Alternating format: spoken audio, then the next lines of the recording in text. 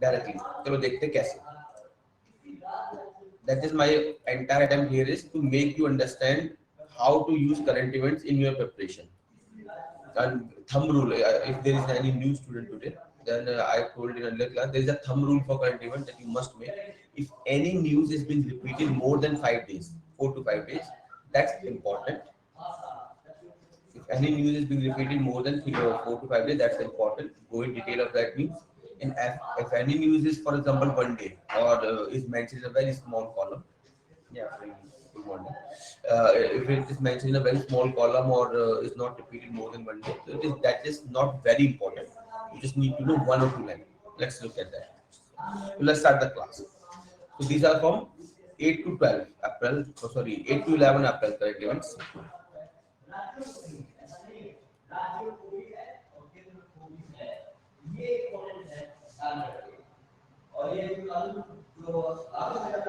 Sorry, it's not 8. I've written it's wrongly. It's 8 to 14 actually. That was a mistake. It's 8 to 14. It's 8 to 14 April. Okay. So let's start. First is quota in promotions. So tell me, anyone has any idea from polity what is quota in promotion? Tell me who gets quota in promotion. Which community gets?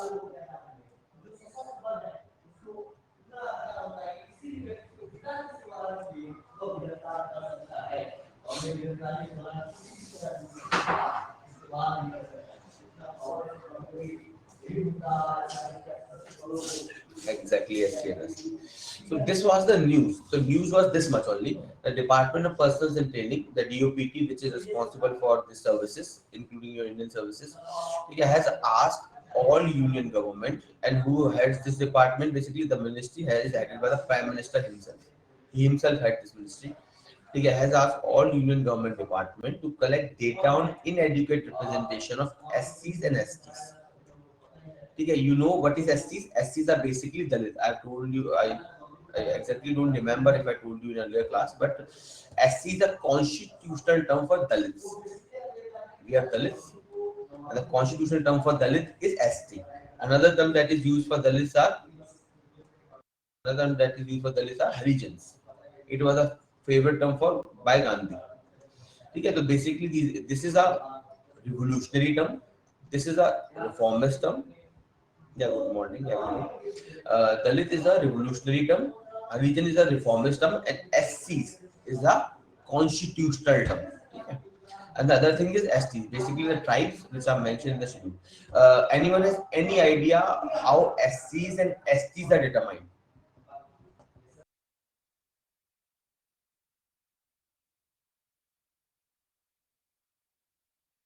You can give a brief account, right? Yes, at least. Because I know it's hard to type a lot of answer. Yes, we लिख सकते हैं.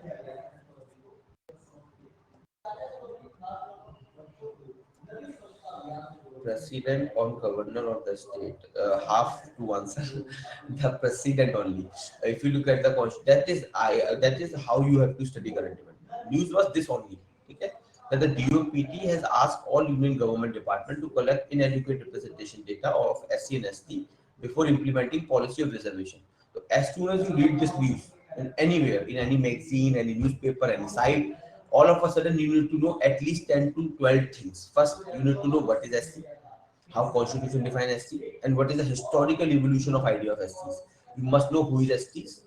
Okay, what are they? You need to know policy of reservation. For that, you need to know what is vertical reservation, what is horizontal reservation. Okay, you need to know who has the DOPT. These all things, all of a sudden, these things must strike to your mind. Otherwise, there is no point of this news. This news is not only that the data is being asked, but all the concepts that are related to your subject must be known to you. Okay, so what is vertical reservation? Basically, the quantum of reservation. Currently, as per Supreme Court's Indira Sani judgment, the reservation can be at most 50%. If you plus 10% reservation for EWS, so currently it is 60%. But Supreme Court is yet to deliver a judgment on that. So last stand of Supreme Court is reservation cannot be beyond 50%. Next is horizontal reservation. That is reservation within reservation. The case that is with OBCs. In OBC, you get the reservation within reservation. Okay? So this is vertical horizontal. ये पता होना चाहिए. You must know this. You need to know this terms also. So all of a sudden you need to look at least to three subjects. First is history, second is polity, third is governance, and if you are very good, then ethics. These are four subjects that all of a sudden must strike as soon as you read this book. It's clear how to create a link.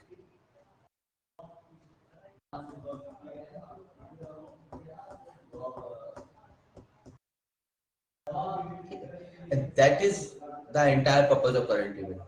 To link your subjects, to make to think a news in academic purposes, not like a politician or common man कि भाई हाँ या government ने बोला नहीं क्यों बोला, what are the constitutional basis of that. ठीक है, अब उसे देख लेते हैं. I've told you what is vertical reservation, what is horizontal reservation. The term Dalit scheduled caste has been explained. DOPT has been explained.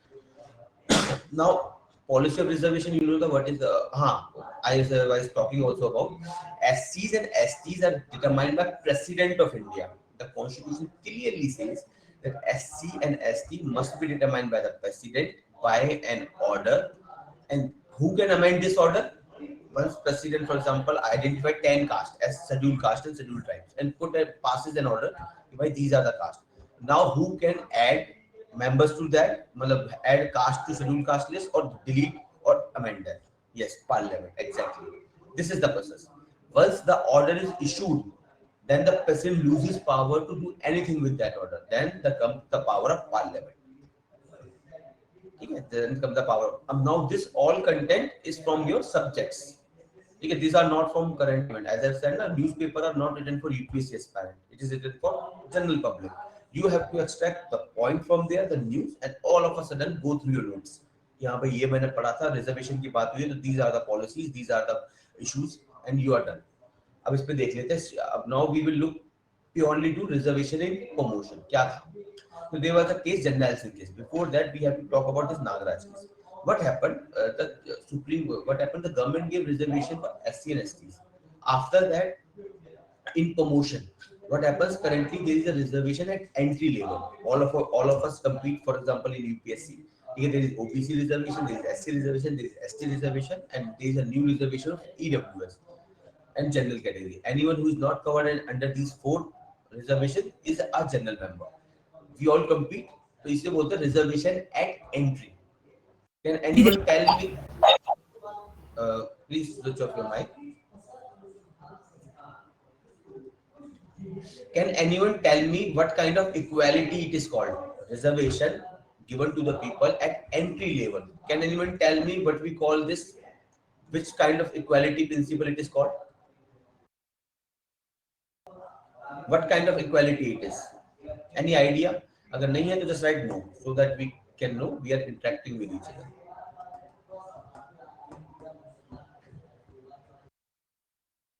Polity हो गई है? Has the course of polity been done?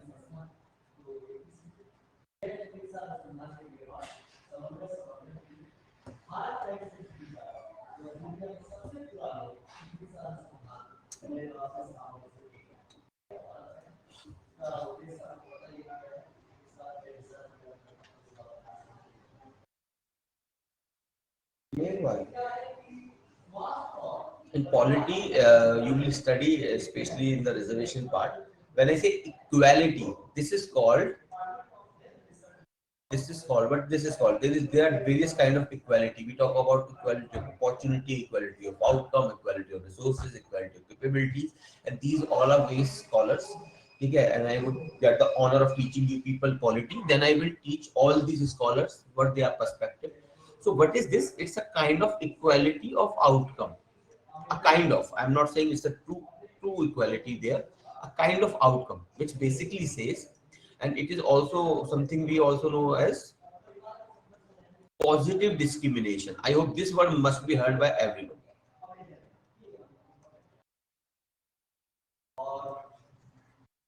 Positive discrimination. For example, if a person is weak, the other person is strong. So what happens is, because we all are moral being, हम सब moral being है. As I said, na, if you go outside, you see a person, you will not slap that person because that's a violent nature that human does not have initially. You may not talk to that person, but you will not start slapping them.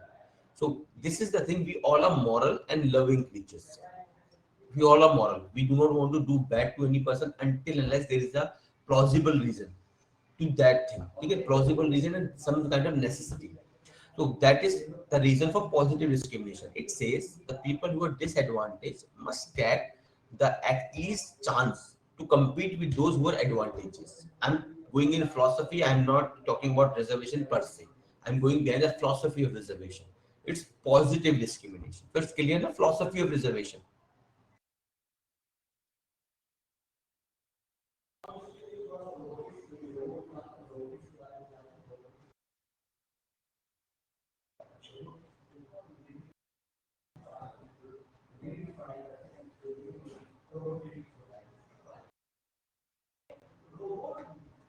Come on, guys. Say yes, no, कुछ तो बोलिए.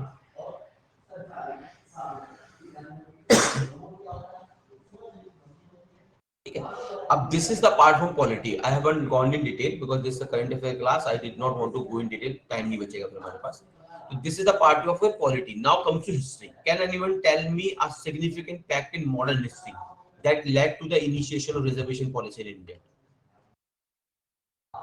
From modern history.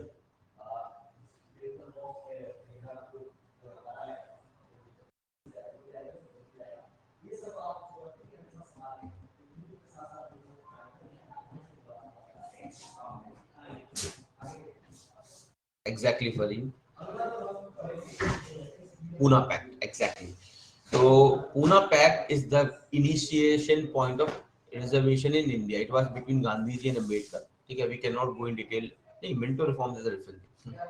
There is Minto reforms are different thing. The philosophy of reservation, that the kind of reservation we have in India, that is given only for 10 years. It was basically initiated by Pune Pact. Gandhi and Ambedkar agreed on that principle.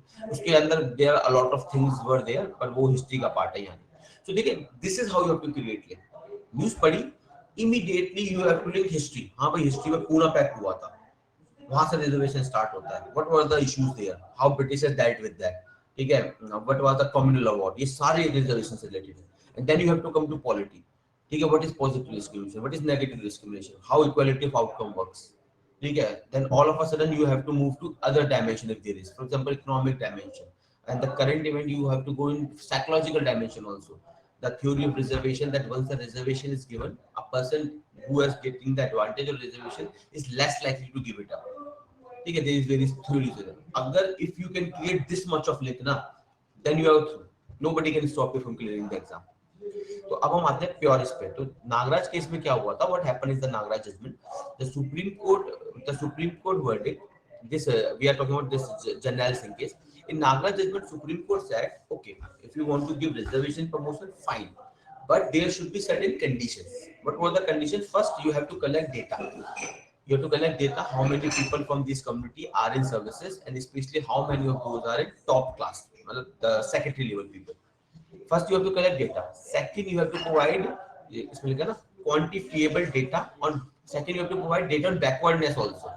If a particular caste is being included in SC and ST and is to be given reservation promotion, then there should be quantifiable data proving that they are backward. These two things.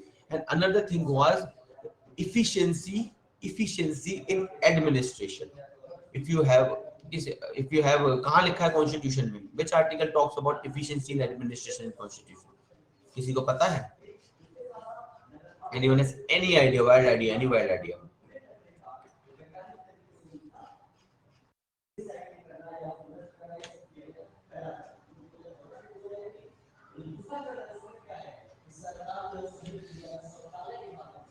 Come on, somebody say something. Anyone has any idea?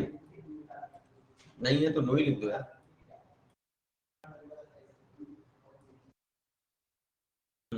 At least इससे मुझे पता रहेगा ना कि you do not know, so that I can explain.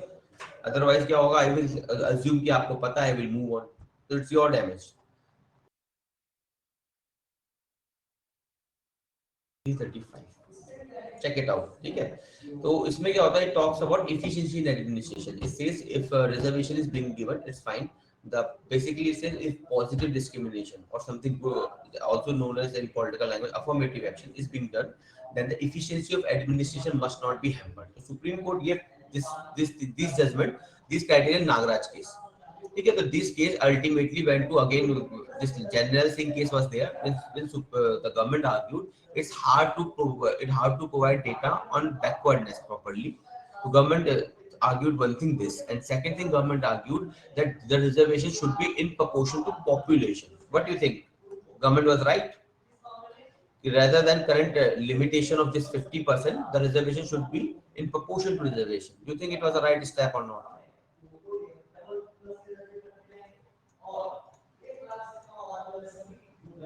This was the government's argument. However, Supreme Court did not accept this argument, but did accept, this is the general Singh case. The Supreme Court did accept the argument that okay, if you are unable to provide proper data, it's okay. So that in that context, this news is there. Just clear na why this news is there. UPT now has asked we collect the data on representation. We cannot prove backwardness. At least we can know how many people are employed because that is easily available. How many people from SC and STs are employed? What is their rank? How many of them those have reached to the secretary and other level? So that is easily quantifiable. In that context, this statement, this news was there. So it's clear na why this news was there.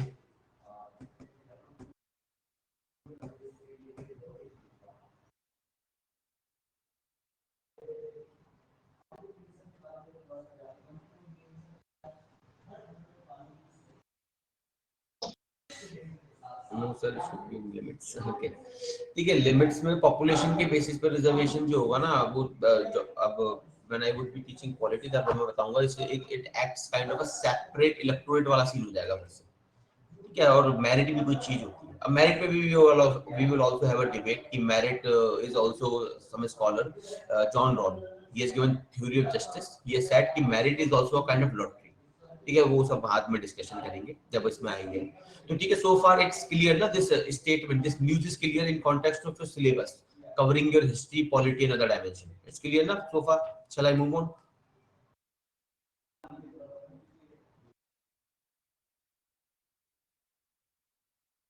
ठीक है so link that I have listed here quota types you must know what are the quota types you must know some Supreme Court judgment I have included two this special leave petition that has been filed following the general Singh case the Nelson case, you need to know quota types, you need to know Pune Pact, you need to know communal award.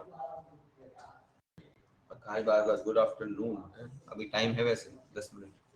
It's good morning yet. Okay. So this was a significant event for polity.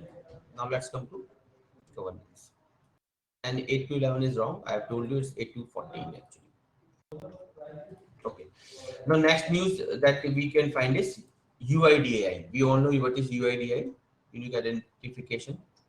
The Aadhaar card basically. The Aadhaar card that you have, UIDAI is an agency regulating that. It is a statutory body or not?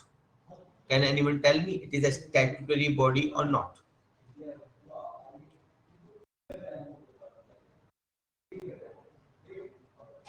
Yes, it is. Okay.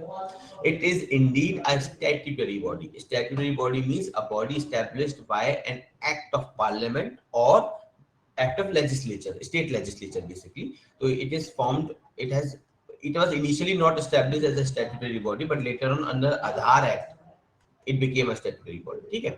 And CAG is a complete, can anyone complete this sentence? CAG is a, what kind of body is CAG?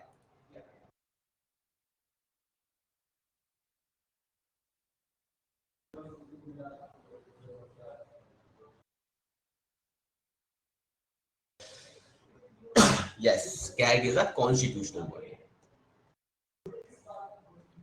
CAG is a constitutional body.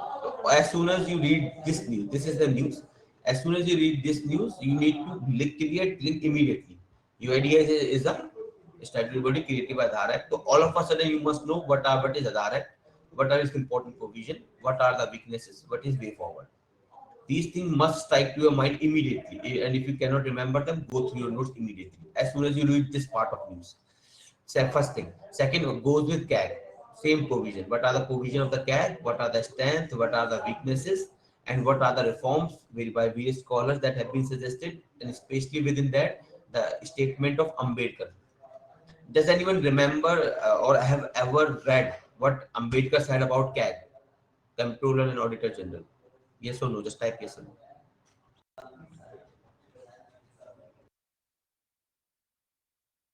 No, sir. Okay. So Ambedkar said it's very important. Yeah, I don't know if CAG has been taught to you, but बताना चाहिए था अगर पढ़ाया गया है तो.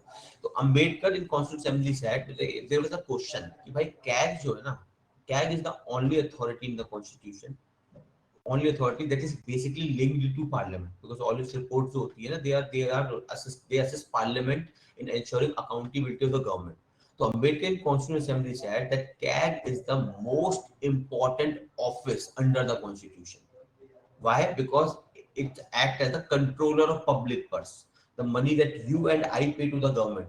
CAG ensures that that money is spent with due care. It analyzes all the scheme, it analyzes the provision, their implementation, their expenditure, and report to Parliament. Why to Parliament? Because I told you earlier also, we are in a parliamentary democracy. PD. Parliamentary democracy. In parliamentary democracy, Parliament is supreme, not sovereign. Keep that in mind. Parliament is supreme. Who is sovereign in India's case? Parliament is supreme, not sovereign. Who is sovereign in India's case? People. People philosophically you can say yes, people are the sovereign, but legally, yes, exactly, Farin and Raghav, Constitution of India. That's the difference between India and UK. In UK, the Parliament of UK is sovereign. That is, it is supreme. And how you judge sovereignty, how you can differentiate the sovereignty is there are two ways. One is in UK, what happens is if Parliament makes a law, any law, then the Supreme Court of UK cannot declare that unconstitutional. If Parliament brings an amendment to the the UK Parliament brings an amendment, special amendment to the unwritten constitution, the Supreme Court of UK cannot declare that unconstitutional or can say कि भाई basic structure का violation हो गया. Cannot say that because in UK Parliament is sovereign, but in India our constitution is sovereign. That is why our Supreme Court is the most powerful court in the entire world. It can declare any amendment made by the parliament as unconstitutional. That's the power of the Supreme Court of India. ठीक है, तो it's clear ना. तो अब यहाँ तक तो ये हो गया सारा to understand, to give you an idea of polity. अब हम आते हैं प्रॉपर न्यूज पे. तो what was the unique identification authority of India has pulled the India's CAG for poor data management, has been pulled by a CAC for poor data management. UIDai is a statutory body founded in 2006 under the Aadhaar Act. Okay? That's okay. Now, what was the problem? CAG has found certain problem. That is the rule of CAG. To analyze all institutions of India, find problem, and ultimately take to the parliament and through parliament to the people. So, what was the problem CAG found? First thing, in certain circumstances, data from Aadhaar card user has not been matched with their Aadhaar number after 10 years. In a lot of cases, what has happened, the data that you have, the biometric and other data that is being collected by the UIDai is a lot of time not matched. The data is there, but it is not getting properly matched with your Aadhaar. अब now इसको आप as soon as you read this point, तुरंत आपका economics पर पहुंच जाना है. How you have to go to economics? You have to go to economics in social security also. तुरंत लिंक क्रिएट करना है. If you can create the link, then your preparation is going very good. Immediately you have to create the link from this statement only. कि यहाँ पे social security में पहुंचते हैं. Aadhaar is a way of ensuring social security. What is social security means? ठीक है, if you get ill you must get health care access. If you want education you must get proper education. ठीक है, if you are hungry you must get food. If you are thirsty you must get water. These kind of provision basically deals with social security. Something you must know. NPS आपने सुना होगा. NPS के बारे में economics में new pension scheme for government officers that is there. ठीक है, तो एनपीएस हो गया. इसको you have to link immediately. You have to understand between the organised sector, unorganized sector. What is organized? What is unorganized? What are the social security provision there? And how Aadhaar is linked to that. You are getting my point? How you have to create the link in this case.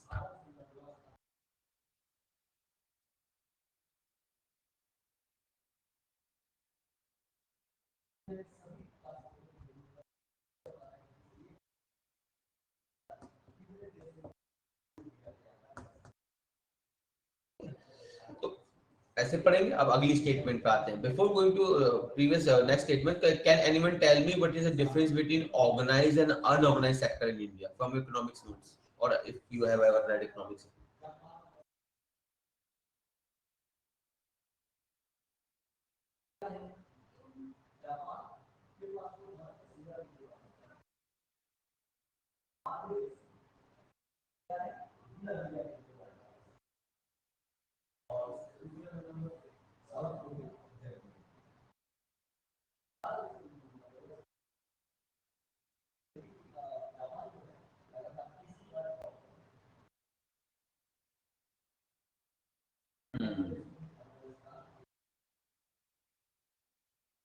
ठीक है, काफी हद तक all of you people have written the right thing, but what you are writing is attributes. एक होता है attribute, एक होता है रीजन. ठीक है. For example if two people are different, तो कुछ रीजन होगा उनके बीच में. They may be very different लोग, और one may be male, one may be female. तो व्हाई दे आर मेल और फीमेल यू कैन प्रूव. ठीक है, that is the reason that they are male and female. Difference in sexual organ, तो they are male and female. But what you are describing is a kind of attributes of differences. Because you are male and female, so you will have these kind of attributes. So what you are defining as this organized rule, paid structure, paid leaves and all. They are the features of organized sector. I am asking what is the difference between them? What is the basic on which you can call particular sectors organized and unorganized? They are basically governed by acts. Parliament has some act, Factories Act and all. I don't know if you have been taught in Social Security Act or not. If not, then we will deal with that later. The Factories Act, okay, there is a Factories Act. If the establishment are registered under that, okay, there are some labor laws. If the establishment is registered under that, then you are an organized sector. And after that comes all this pay and the salary, this leaves and all. Companies act में भी हो सकता है, पर companies act में you can also be a small company. ठीक है, जरूरी वन पर्सन कंपनी का भी इशू आता है वहां पे. अब when I would be teaching economics तब देखेंगे वहां पे. ठीक है, तो all I was giving you an idea कि कैसे एकदम से लिंक क्रिएट करना है. तो this point is clear. Second point, no mechanism to analyze the cause of authentication problem. This is a very big problem. Recently you must have heard there was a crisis. Government has launched a program to link India's food security act. आपको पता है ना, anyone do you know ना food security act? Have any idea about food security act? Yes please sir, yes or no, तो कि मुझे पता रहेगा. अगर आपको नहीं पता है तो I will give you a glimpse. Detail में नहीं जा सकते, but I will give you a glimpse ताकि कंटिन्यूटी ऑफ थॉट बना रहा है हमारा. नहीं पता? अच्छा, न्यू स्टूडेंट्स होंगे. ओके ओके, तो कोई नहीं, फॉरगेट, इट्स ओके. ठीक है, तो there is a food security act. Food security act mandates at least 60%, 67% of India's population, 67% of India's population must be given, that is 75% in rural areas and 50% in urban areas, must be given food security. They must get food. There are certain kind of rice, wheats, and bajra and all at a very concessional price by the government. Okay, this must be the coverage. So what government did is government seeded food security provision. जैसे currently we have for ration card ना, so government tried to seed them with Aadhaar. Now there was a very big problem there. What was the problem? At a lot of places, for example, if you're a laborer, आप daily wage करते हैं, you work from day to night. For example, you're a construction worker. तो आप पूरे दिन काम करते हैं. At the end of the day, you get 200 rupees. अब उससे आप you have to buy food, you have a ration card. अब problem क्या आई? When the ration card was seeded with Aadhaar, a lot of daily manual worker. आपकी हमारी बात अलग है. We are not doing manual work, so our fingerprints and all are easily recognizable by the machine. Those people, a lot of time they find that their fingerprints. ठीक है, fingerprints and a lot of case other most of the time fingerprints is used. It's easy and cheap. eye scan and other kind of DNA technology is very costly, तो इस्तेमाल नहीं होती है. तो authentication problems were there. This led to a very severe case. I think there was a Jharkhand case where there was a small girl. She died out of hunger only because the schools were closed for holidays. School में mid day meal मिला नहीं, और बाहर से जो ration card से मिलता था वो भी मिला नहीं, because there was authentication problem. ठीक, तो it's a big issue when it comes to food security, specially food security. ठीक है, सोशल सिक्योरिटी भी हो सकती है. तो this is in that context, this statement becomes very significant. Now third, link create करते चलना. देखिए हर स्टेटमेंट से हमने लिंक क्रिएट किया. As soon as we write the first statement we created the link with the NPS, organised unorganised sector, social security provision, various act. Link create किया तुरंत. Second statement से we created the link with the food security. Now the third point that the CAT found about UIDI is the lack data preservation strategy. All of a sudden your mind should go to which judgment? Right to privacy judgment. Can anyone tell me the name of the case? Right to privacy judgment का. What was the name of the case?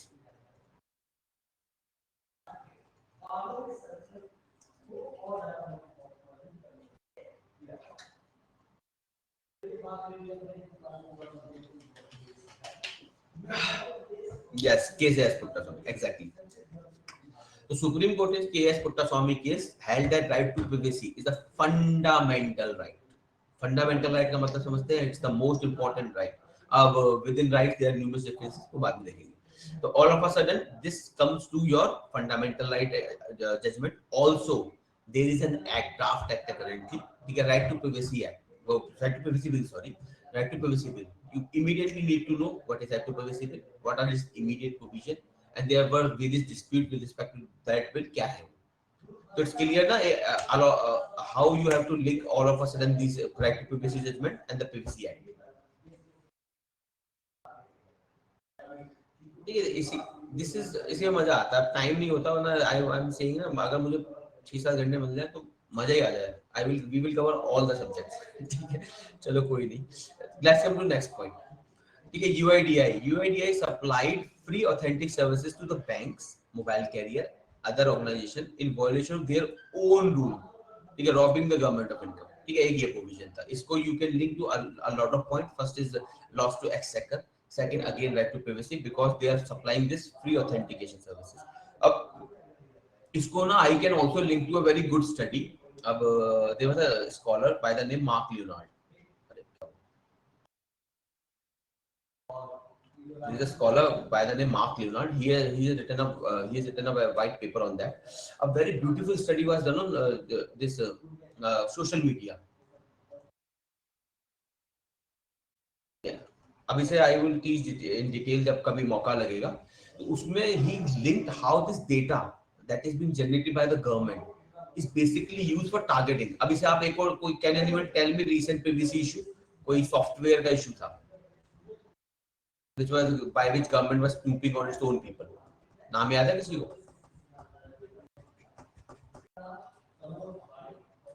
Sir का testing data production.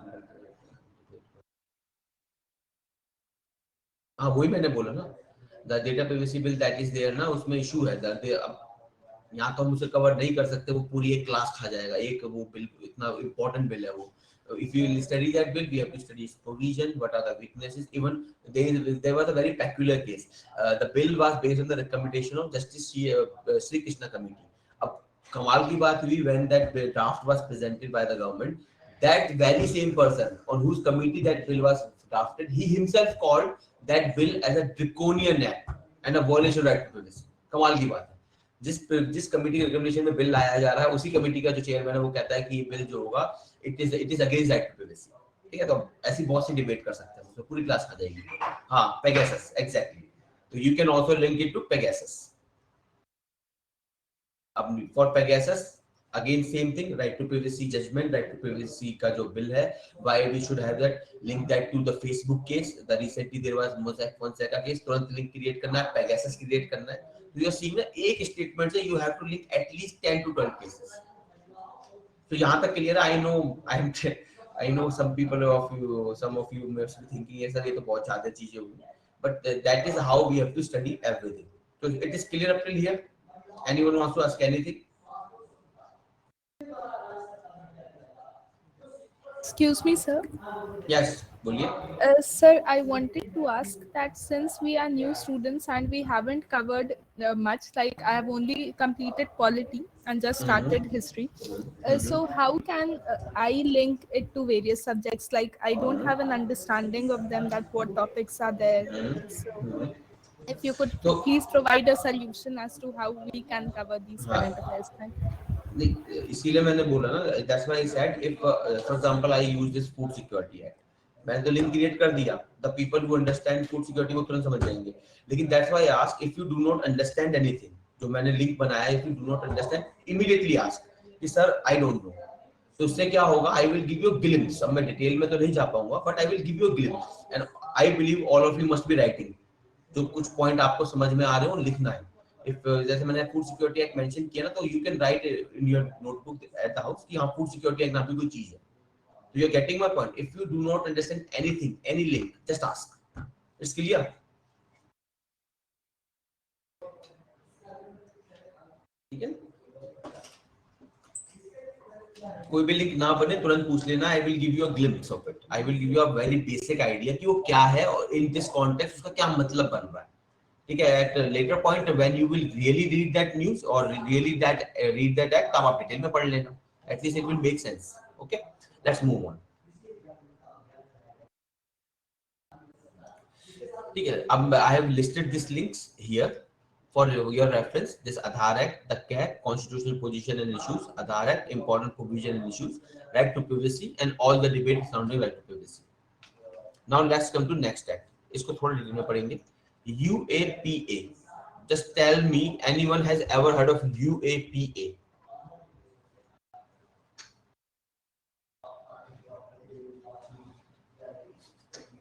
सबने सुना है काफी news में रहता है। ठीक है, UAPA, unlawful activity prevention act. अब बेसिकली दिस एक्ट, अब इसमें I will give you historical account first, then I will read that. What is the issue? We are living in a democracy. थोड़ा historical philosophical account की तरफ move करते हैं, political theories and a bit of history, then we will move to the news. ठीक है, in democracy what happens is, in democracy people are the true sovereign. In philosophically we say people are the true sovereign because they choose the government, they elect the government. If the government does work for them, fine.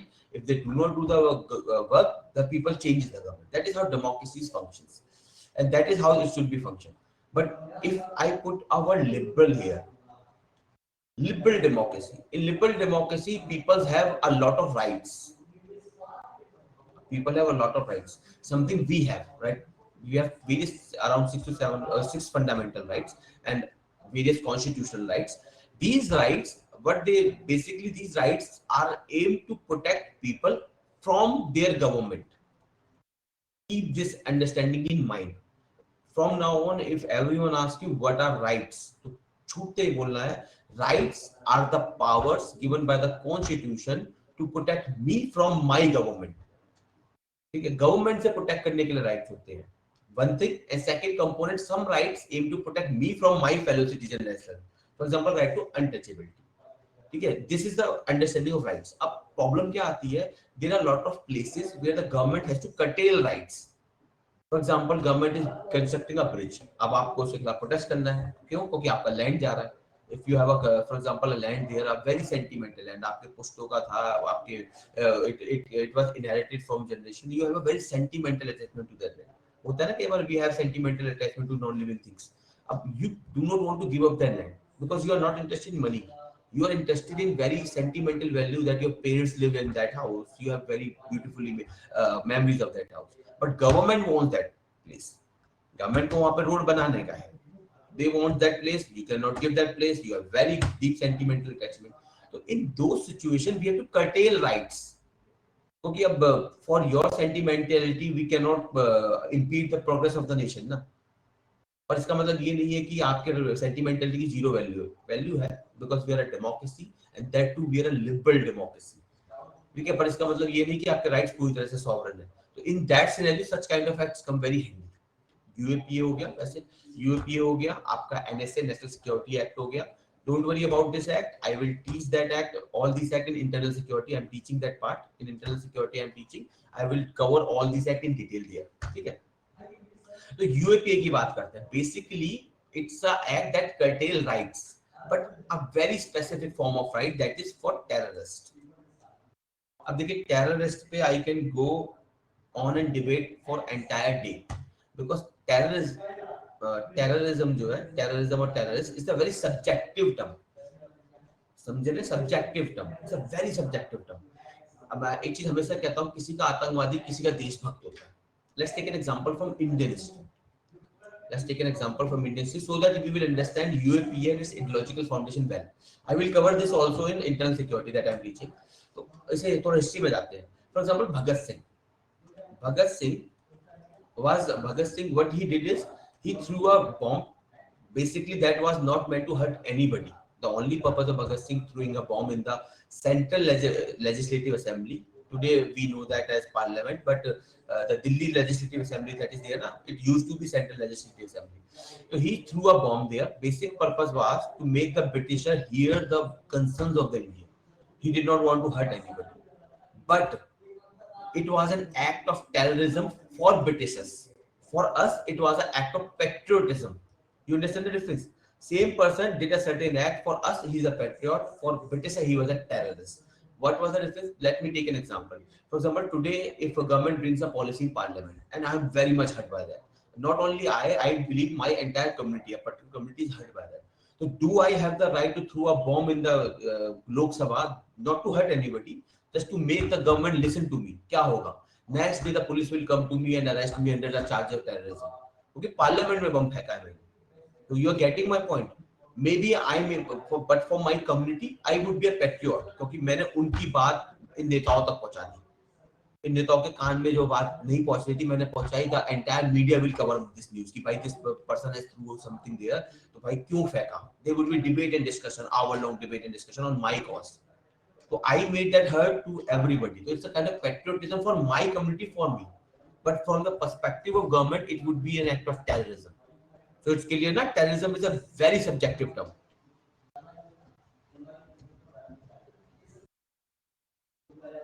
ठीक है. अभी मैंने थोड़ा Indian history से लिया है, तो इसे आप कहीं भी एक्सटेंड कर सकते हैं. मैंने इसे जानबूझ के बोला so that you can extend to all internal issues. आपके जो इंटरनल सिक्योरिटी के इशू है, जो आपके फॉरेनर इशू है, they all you can understand from this paradigm कि this thing is very subjective. अब ऐसी होता है ना, फॉर एग्जांपल ऐसे एग्जांपल ले लेते हैं. चलो बहुत बड़ा हो जाएगा, कवर करना है तो यही चलते हैं. आई will cover everything in detail in internal security that I am teaching. यहाँ पे यही पे बात करते हैं. तो न्यूज क्या आती है? The news was this much. News was this particular person, Mohiuddin Aurangzeb Alamgir. He is the top commander of JEM. It's a Pakistan-based organization basically. Has been designated as a terrorist under Unlawful Activity Prevention Act. He was involved in Pulwama Central Reserve Forces convoy attack. सबको याद होगा Pulwama. After that there were some Balapur strikes. All of you remember or not? Shall I give a glimpse of that also? ठीक है. Everyone remember? ठीक है. तो that was the event. तो on that he has been banned. अब इतनी news है, ठीक है. UPSC will not ask directly कि भाई recently that person was banned, क्या है. नहीं. UPSC on the contrary, if ask a question, it will ask a question on UAP. So as soon as you read this news, you have to go to your notes or go to any lecture that you have seen. What is UAP? तो अब आते हैं UAP. A glimpse of it. The entire detail would be covered in internal security lecture. About the act. This act assigned absolute power to the central government to declare any activities as unlawful that is considered against integrity and sovereignty of India. I'm now again saying it's a very subjective term. It's a very subjective act because what may be, जैसे मैंने बताया ना, what may be bad for a particular government could be good for from other perspective. Depend करता है किसके perspective.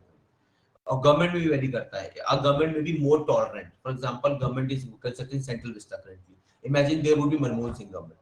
So if you people would have surrounded the entire Central Vista, the entire Central Delhi, so maybe Manmohan Singh would not have used this act against you. But the current government is very harsh in its system. So it may have used.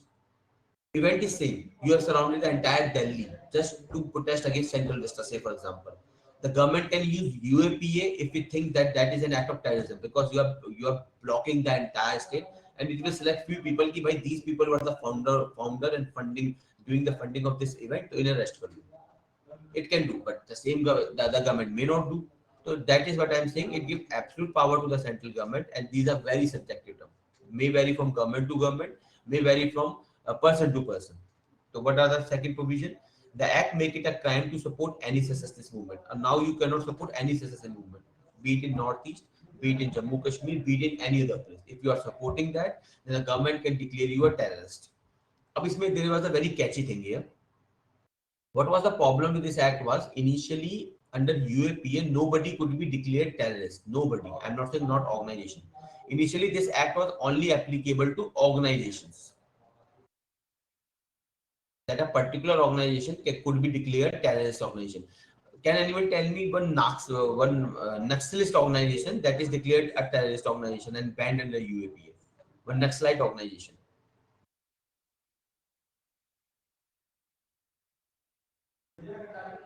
कोई idea है किसी को?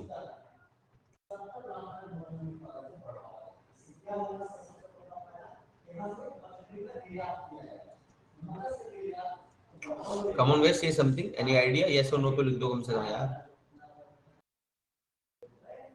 No idea.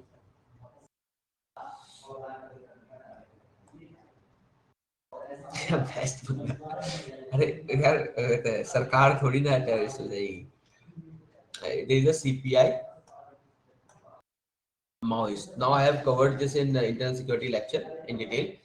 What is the ideological foundation of CPI Maoist? What they are fighting for, and the main reason is CPI Maoist is fighting for a revolution in India, a Maoist revolution in India. Maoist revolution in India, but a violent struggle. The government has banned this. It became a very Maoist. Yeah, exactly, Muskan. Yeah. The next point. These are all provisions. So basically, there is nothing much to explain here. You can read them. I will give you the PDF. पढ़ लेना. बाकी we will cover everything in detail in internal security. The main point was this.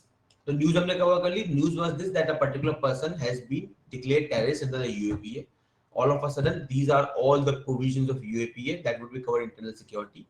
And this is the most important thing I wanted to talk about is the earlier under UAPA only the organization could be declared as terrorist organization, could be banned like CPI Maoist. But now what has happened after this 2019 amendment, the Modi government brought an amendment. Now even individual can be designated terrorist. Okay, so this was the most important change. I've said again, it's a very subjective term. अब इसमें देखिए link कहाँ create करना है. अगर for UPSC means this much is sufficient, you need to know. अब for writing a proper answer आप इतना लिख के नहीं छोड़ सकते. You must know other things also. Right to dissent and democracy. As I said, in democracy it is said, R.M. Lohia. You know R.M. Lohia, a very renowned freedom fighter of India. कभी सुना RM. Lohia के बारे में किसी ने? Anyone has ever heard of socialist? He was a very renowned socialist in India.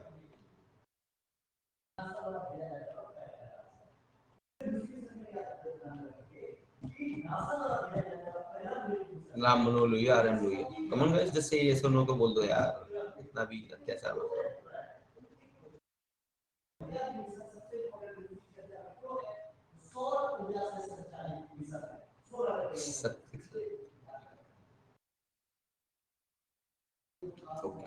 तो RM. Lohia ने he has said a very beautiful thing. जब जब उसने he has said जब सड़क सुनसान होती है तो संसद आवारा हो जाती है. Basically he meant that when the people are not protesting on the street na, the parliament loses its hold. That is the basic essence, and it is happened. That is the thing of right to dissent. Right to dissent is the most fundamental and the most important right under democracy. That is something that is the most beautiful thing about democracy. It's maybe sometimes chaotic, but right to dissent. What kind of right to dissent? Without violence. Violence cannot be tolerated. कोई भी हो XYZ. If you are doing violence, then police will beat you up. Violence is a different thing. Without violence, you have the right to dissent, and that is the fundamental essence of a democracy. That is the most important part of the democracy. It may be chaotic sometimes, but most important. Now, when we would be studying internal security, भी पढ़ाया नहीं है, तो उसमें we will understand few points. So मैं यहाँ पे glimpse दे रहा हूँ. I'm just giving a glimpse of understanding of right to dissent. Again, as I said, it depends to ruler, depend to government. For some people, dissent in some form could be acceptable. For some people, it may not be acceptable. It's a very subjective term. इसमें I will teach you something called as securitization. For now, if you want, you can just write this term, securitization theory. We will understand this theory, securitization theory given by Barry Bussen. इसको हम समझेंगे so that we can understand how one kind of protest become an activity of insurgence or kind of separatism or even terrorism. But other kind of protest, maybe both could be similar protest. but yet one protest can be designated as a terrorist activity, other kind of protest can be designated as a patriotic activity. तो इस theory से हम समझेंगे, ठीक है? तो so far it's clear. UAPA के बारे में थोड़ा बहुत तो क्लियर हुआ होगा, डिटेल में तो हम जा नहीं सकते. तो this was the news and this is the link. अब नेक्स्ट आते हैं हम स्वनिधि पे. अब इट्स अब स्वनिधि पे आते हैं. तो as for government scheme, make a general rule. For government scheme, let me give you a general rule. Whenever you are studying government scheme in current event, whenever a government scheme come, you need to know provisions of it, but very important provision, because there are numerous 10 to 12 provisions in every government scheme. You need to know most important, at most 3 to 4. Otherwise, you would be drowned in scheme. There are so many government scheme and that keeps on changing. आप trace ही नहीं कर सकते और जरूरत भी नहीं है. UPSC का डिटेल नहीं पूछता है, ठीक है? For purpose of even prelims, you need to know 3 to 4 important point about the scheme. 4 is the preferable position, but 3 is the least one. And after that, you need to know what are the weaknesses of that scheme. You need to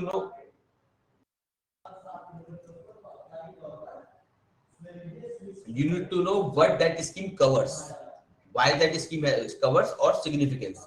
What is that scheme cover? What are the significance? And you need to know way forward.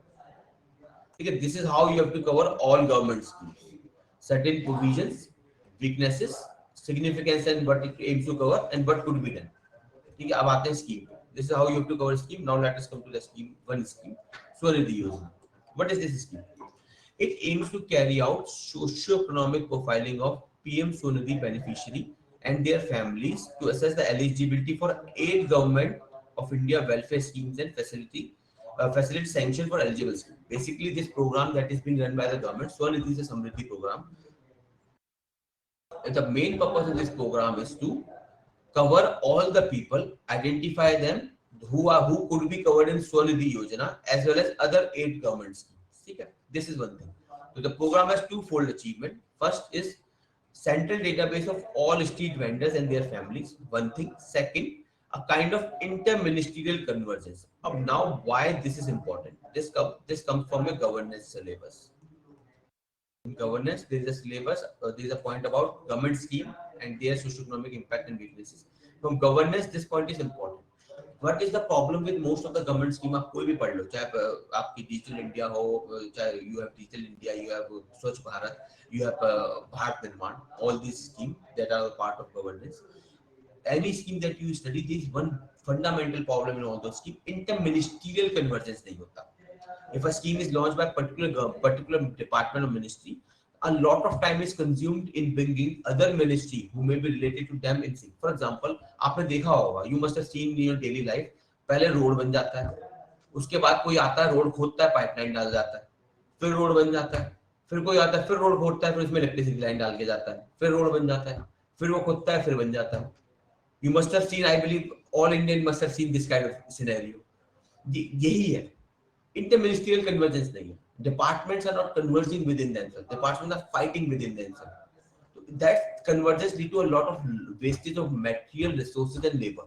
इसको Indian Railway Management Services सुना है कभी इसका नाम? अभी launch हुई है, integrate की गई है यूपीएससी के अंदर.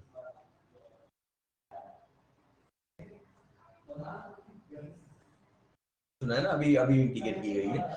यही रीजन था आईआरएमएस बनाने का. What happened was when let me give you a context of this also, a kind of link you must create. क्या इशू हुआ था? Vande Bharat government was launching. Vande Bharat government train programme है ना, fast speed train. Vande Bharat था fast speed train that was being launched by the government of India. So when it was being launched ना, तो there used to be previously the railway services were divided into two. One are from UPSC civil services exam, CSE. The other are from UPSC ESC exam, also known as engineering services exam. So there were two kind of services. Some were divided here, some were here, and within this there were 3 or 4 services, and within there are 3 or 4 services. So क्या problem हुई? When Vande Bharat was being launched, ना, there was a lot of infighting among these categories. All these services, they were fighting among themselves. The officer of particular service, an IRS of an officer of railway, they were fighting with other department. The other department was fighting with other department. So there was no complete coordination cooperation. Government got so fed up. The Modi government was so fed up with this infighting and delay in program. They combined this IRMS. This IRMS की जो basic reason यही था. और that is what is the government is doing here. Inter-ministerial convergence. This point को लिख लो और अपनी जिंदगी में रख लो. You can any governance question. I am giving you a general rule. कोई भी governance का question आए, it means any government scheme. You can always use this point. It's a general point and you can put this point in every scheme without thinking much. ठीक है, general point रख लो अपने पास. Interministerial convergence, absence of interministerial convergence. The way you can use corruption, the way you can use efficiency, inefficiencies. These are general points which can be put in any government. कोई भी XYZ. So this was the link. This was the news. अब इसमें there is a Swanidhi Yojana. What is Swanidhi Yojana? This is something you must also know. Swanidhi Yojana, basically government has launched this rickshaw pullers and all ना, these street vendors जो होते हैं, जो you must have seen the people who sell छोटी मोटी चीजें cell करते रहते हैं अपने ठेले पे. These people would be given loan basically by the government कि भाई you will be given some loan, you will be some government assistance so that you can carry out your business, which has to be repaid in a particular terms depending upon the loan. ठीक है, तो this was the Swanidhi Yojana. So the program that has been launched is basically to identify those people who could be covered properly in Swanidhi Yojana. So far up till here everything is clear or not?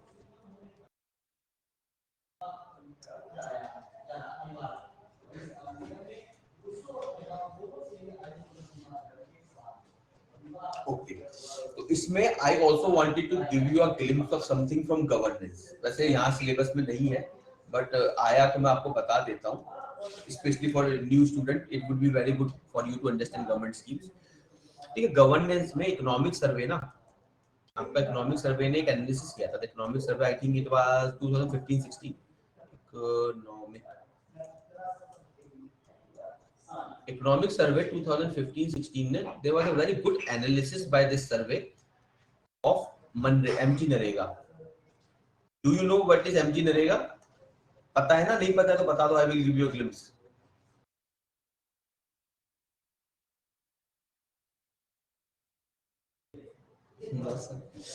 अच्छा, एक को नहीं पता. चलो मैं जल्दी से बता देता हूँ. MG Narega is a kind of work security. It basically provides you 100 days employment for unskilled work. Keep this in mind. A lot of people miss this point. They think that Manrega provide you employment. It does provide you employment, but for unskilled work, it's a very important provision. Under Manrega, the people who, for example, in rural villages, the people who do not have job, they think भाई कुछ काम करना है, they can go to their local panchayats and all, and they will ask them to give them some work. So the panchayat will allocate them some work, but that would be an unskilled work. I am repeating this point again and again: unskilled work. Okay, you may be skilled, that's a different point. But the work is meant for unskilled people. You may be doing it's a different point. So you will get that. If you do not get that, the government will provide you unemployment wages. This is Manrega in nutshell, not in detail, in nutshell. So what happened is economic survey analyzes this program. So इसमें economic survey gave a very good point. It said that there are certain problem with government schemes. Something it is analyzed as inclusion error, exclusion error, and last mile connectivity (LMC). Very good analysis. Governance में when you would be teaching governance, कोई भी teacher पढ़ाएगा, they must teach you, I believe. So inclusion error means the person who deserve that scheme but is unable to get. Inclusion error. Inclusion नहीं, exclusion हो गया. Inclusion error is when a person who did not deserve to be included in the scheme but get included. Inclusion error.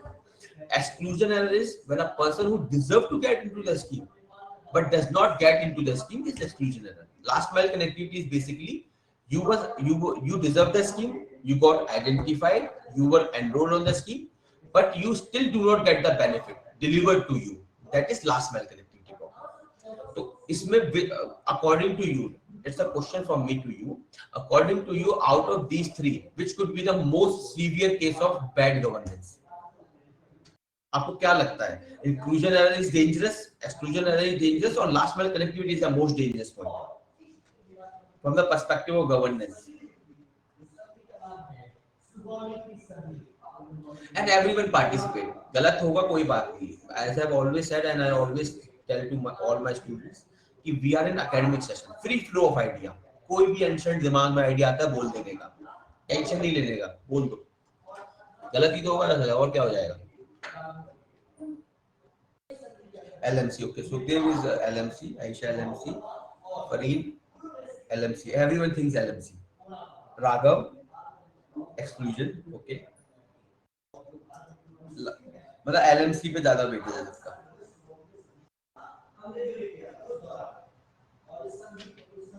ठीक है, तो democracy wins by majority, तो majority कह रहा है LMC, but this is the most crucial, exclusion is the right answer. Why? Let me give you the reason. What happens is you are a poor person. जैसे अभी हमने थोड़ी देर पहले बात की थी with respect to our girl who died because she could not get access to food. Why? Because the fingerprint issue was there. What is the problem? If government are never meant to run in profit, keep that in mind. जो profit argument देते हैं ना, people who say that government is running in loss, that's why government is increasing tax. Bundle argument है. Government is not a private corporation. Private corporation are meant to run in profit. That is their sole purpose. Government is never meant to run in profit. Government is to provide services to the people, and if required for free. For example, police जो है, police comes to the security ना. अब मान लीजिए कहीं पे crime हो रहा है, पुलिस comes there, क्या ये बोलती है पुलिस की पहले आप मुझे 10 रुपए दो तब मैं सॉल्व करूंगा केस? नहीं.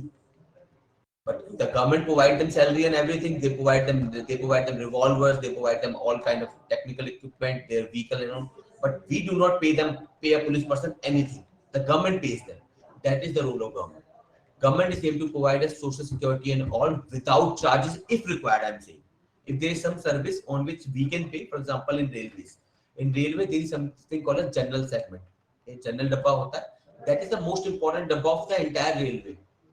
कुछ इलीट लोग होते हैं वो कहते हैं कि यार we are travelling with first class and second class, ये जनरल का डब्बा लगा दिया इस कोच में, ये वो इस ट्रेन में नहीं होना चाहिए भाई. This is a elitist thinking. आप जिंदगी भर बड़े घरों में रहे हो, but that is the most important part. That general डब्बा is the most important part for governance perspective. It is a part of good governance. कैसे? अब इंक्लूजन एरर में क्या होता है? If a person, for example, I am a well-to-do person, I have a good salary, I can live by myself, but in spite of that, I get enrolled into food security.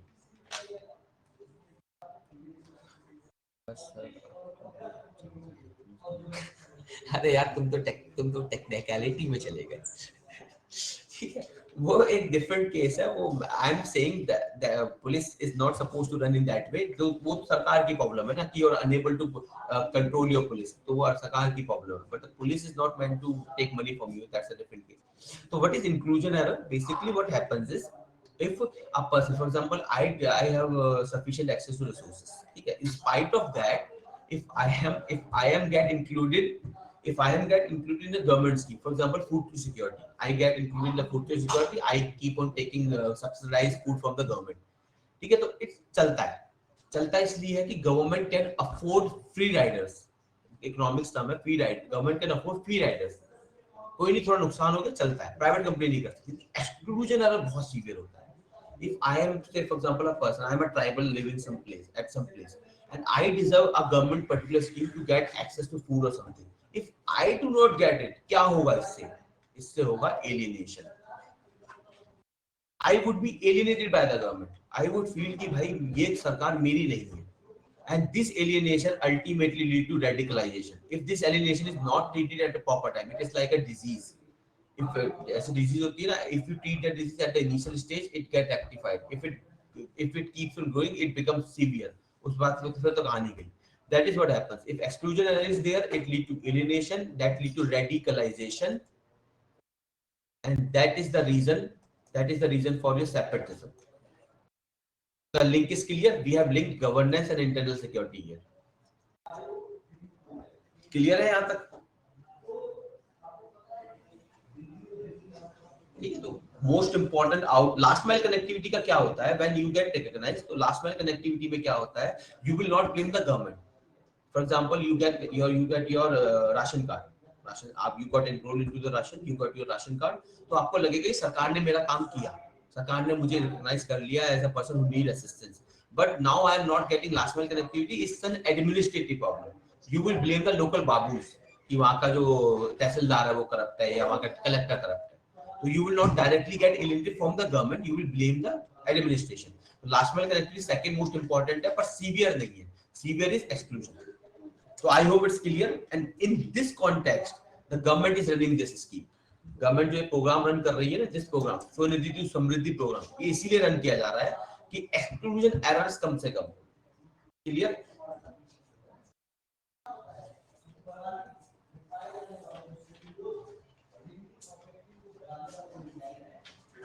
अच्छा, now let's move to next thing is economics.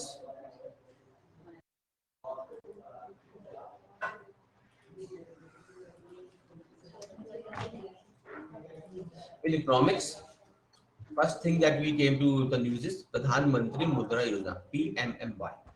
First, as soon as you heard the name, as I said, with all scheme, you need to know certain provision of the scheme. हम देखेंगे भी provisions को. You need to know the provision of the scheme. You need to know the significance or what it covers. You need to know the weakness, and then you need to know the way forward or what could be done. ये immediate होना चाहिए. कोई भी scheme पढ़ो, ये 4 dimension minimum है cover करने. Apart from these dimension, if you can cover other dimension, it is good. If you cannot, then at least cover these 4 dimensions. So let now come to the news. News was this, that 7th anniversary of Pradhan Mantri Mudra Yojana is being observed on 8th of April. This देखिए for UPSC generally UPSC does not ask date. तो अगर date याद नहीं भी रखोगे तो ऐसा there is no big problem. But you need to know what is प्रधानमंत्री मुद्रा स्कीम and its provision. हाँ, स्टेट सर्विसेज में दे आस्क डेट. डेट ज्यादातर स्टेट सर्विसेज में आती है. यूपीएससी में आस्क डेट, बट वो वेरी सिग्निफिकेंट डेट होगी. कोई बहुत सिग्निफिकेंट इवेंट हुआ तो आस्क करते हैं, मतलब usually UPSC does not ask date and data. According to Finance Ministry, 51% of total loan sanctioned in the Pradhan Mantri Mudra Yojana went to scheduled caste, scheduled tribe and OBCs. Okay, this was the news.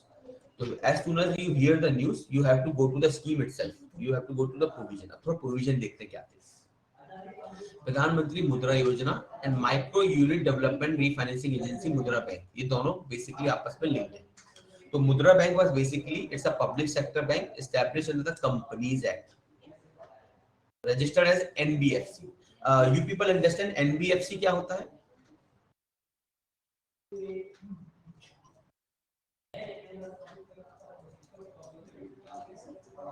What is NBFC? Do you people understand or not?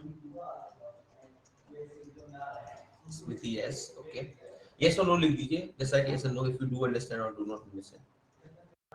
Yes, non-banking financial company. Yes, yes, exactly. चलो ठीक है. I believe everyone understand this.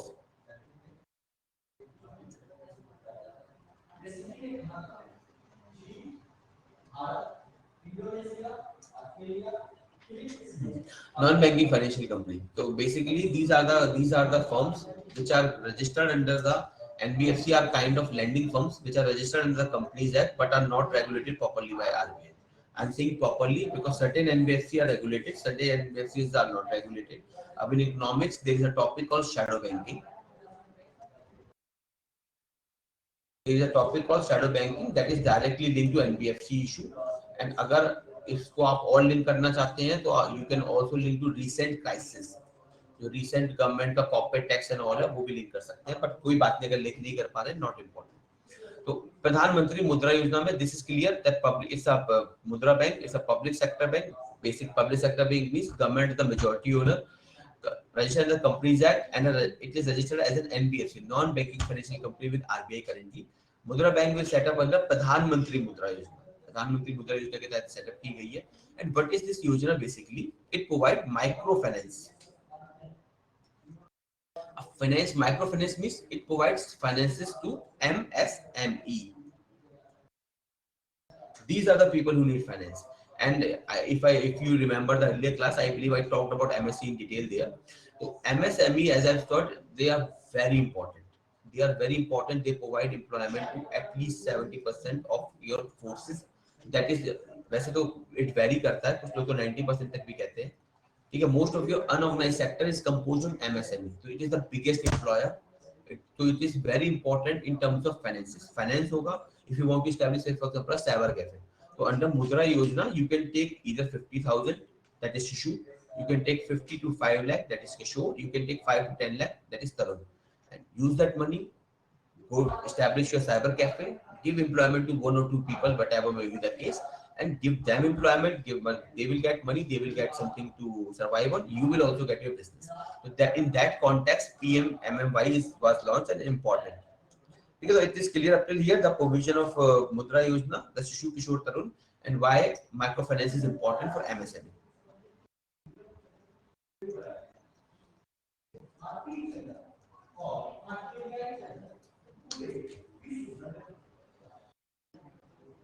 अब इसमें as soon as you read MSME, the link क्या create करना है? पहला MSME हो गया.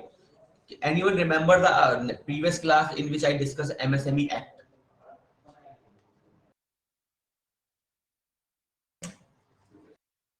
Tell me yes or no. In previous class, I had discussed MSME Act on current events, the previous current event class.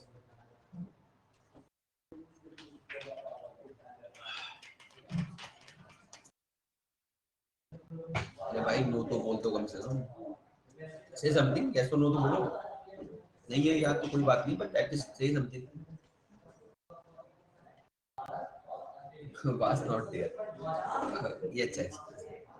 यार you were not there तो at least आपने मतलब देखा ही नहीं. At least if some classes join नहीं किया कोई बात नहीं है. They are all these sessions are recorded. बाद में देख लो. 1.5-2 घंटे की तो बात होती है. You will get something there. चलो. So MSME में I had discussed the MSME Act and the change of I had discussed the MSME Act and change.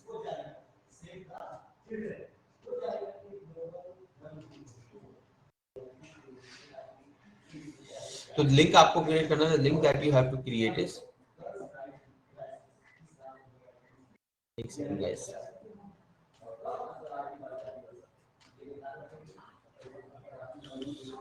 Second thing you have to link startup. There are various scheme of startup. When I would be teaching economics also, तो उसमें I will go in details of all startup, but for now you need to understand that this scheme is also linked to startup. आपको कोई business शुरू करना है, that is very important. And this statement is important. This statement को if you really want to understand ना, अब इसमें detail में जाएंगे तो entire class would be consumed. But I would tell you there has been change of philosophy of the government. अच्छा ये बताओ, anyone know why 1991 is important? Year 1991. किसको याद है why it is important? LPG reform. Exactly. Yes. LPG reform. So what happened in 1991 is the economic dimension of India, the economic governance of India changed completely. Before 1991, the economic governance was socialist in orientation. After 1991, it became neoliberal in orientation. Basic difference बताता हूँ. I will not go in details. Detail में when there would be class in economics तब बताऊंगा. So what was the difference? Basic difference between both is in socialist governance, the government is at the driving seat. If I go by an example, if we call the country is a car, so the government would be at the driving seat. The private sector would be sitting at the back, assisting the driver, but without taking the control of the car. That is very simply socialist. PPP is a kind of currently the model that we are pursuing a normal PPP. आप उसे more neoliberal कह सकते हैं. The current PPP model are more neoliberal than socialist orientation. So the governance we had before 1991 was like this. Government was at the driving seat. The private sector was sitting either at the back seat or at the pillion seat, the seat near the driver, but without taking the control of the car. Now, what happened in neoliberalism is, in neoliberalism, the government is not sitting at the driving seat. The private sector sits at the driving seat. The government either sits at the back seat or in the trunk. Okay? If you go to the severe case of neoliberal policy, then the government will not only be sitting in the back seat, it will go in the trunk. And after that, it will go out of the car, basically leaving the car at the hand of private sector. That is the current philosophy of Modi government. The Modi government is highly neoliberal. I'm not just saying neoliberal, I'm saying highly neoliberal. Manmohan Singh government, the MMS, the Manmohan Singh government was neoliberal in orientation a large extent, but it was not highly neoliberal. This government is absolutely neoliberal. You must have heard the phrase of minimum government, maximum governance. Modi government used this phrase a lot of time.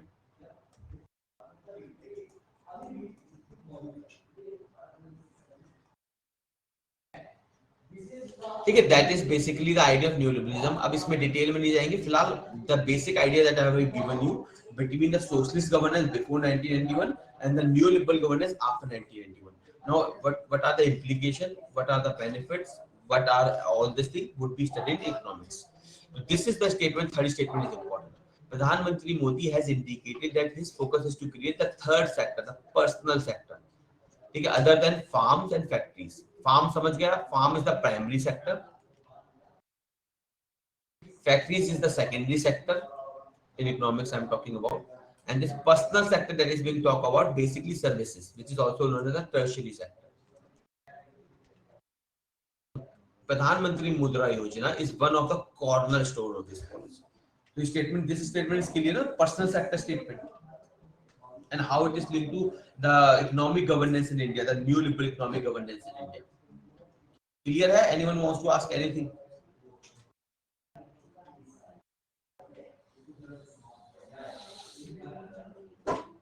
सो गए क्या sir? इतना boring lecture है.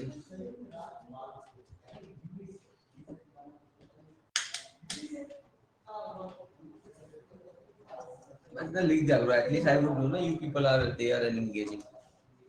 पर teacher के लिए भी it's become very मतलब boredom. पढ़ाते रहो, nobody is responding. Next is RBI's monetary policy committee. Next is RBI's Monetary Policy Committee. The Reserve Bank of India Monetary Policy Committee has revised inflation prediction for the year for the financial year 23 at 5.7%, up from 4.5% just before Russia attacked Ukraine. ठीक है, मतलब 4.5% was when Russia had not attacked the Ukraine, but now it is 5.7% after the Russian attack on Ukraine. You know what has the economic turmoil that it has brought, especially with respect to oils. Especially with respect to oil, and recently there was a palm oil crisis also in Indonesia that is being witnessed, and the issue that we have in Sri Lanka, Nepal, they are also linked to this crisis that is being generated because of this war. तो उसी case में the inflation prediction has been arose. अब the Reserve Bank of India kept its benchmark interest rate. किसी को पता है what is benchmark interest rate? What is benchmark interest rate in RBI? The RBI benchmark interest rate क्या है? नाम बताओ उसका, if anyone knows. किसी को नहीं पता, कम ऑन यार, ऐसे मत करो. किसी को तो पता होगा. No, there is no old student here.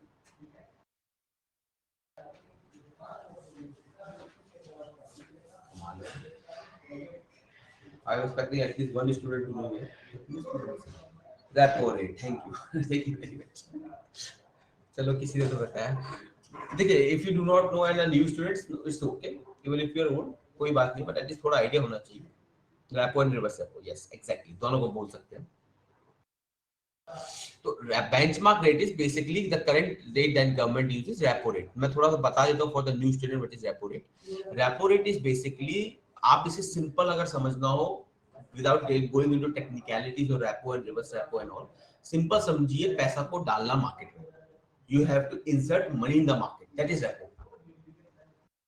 अब इसमें there are numerous technicality that I will teach in economics, but अभी इतना समझिए repo means infusion of money in the market. Whenever the government thinks that I have to infuse certain money in the market, it use or take money out of the market, then it is repo and reverse repo. The entire purpose of repo and reverse repo rate is to either get money into the market or take money out of the market. इतना समझिए. That is what benchmark interest rate is. अब technicalities में नहीं जानते, they are new students also here. बाकी detail I will cover everything in detail in economics. अभी तो इतना समझ लीजिए. तो RBI kept its benchmark interest rate unchanged and maintain it accommodative stance. Accommodative stance का मतलब होता है when the RBI tries to change. Okay. ठीक है. Accommodative stance मतलब चीजों को एक vicinity में रखना. Keeping things in a vicinity. Do not going for example extreme cases, either negative or positive. Accommodative, हल्का फुल्का adjustment. However, it would now shift its priority to the removal of accommodation in order to keep inflation within target range. Why it is happening? It also decreased current fiscal year growth forecast to 7.2. This is the news. अब news से हमें तुरंत जाना है notes में, economics के notes में. Now we need to understand few things from economics notes, ताकि we so that we can understand the context of the news, why this news is there, what inflation targeting is, how significant it is or not, वो देखते हैं. Monetary Policy Committee, actually what used to happen before 2016 was there, the RBI governor used to decide the interest rate on basis of which the flow of money in the market used to change.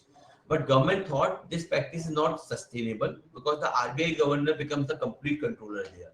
So they thought of establishing a kind of committee, a committee composed of few people in which the RBI governor would be the chairman. So RBI governor would be the chairman, and this committee would have a wider discussion debate. That is how democracy functions. Wider discussion debate, and they will arrive at a better policy rather than one person deciding क्या होना चाहिए. That was the entire philosophy behind Monetary Policy Committee.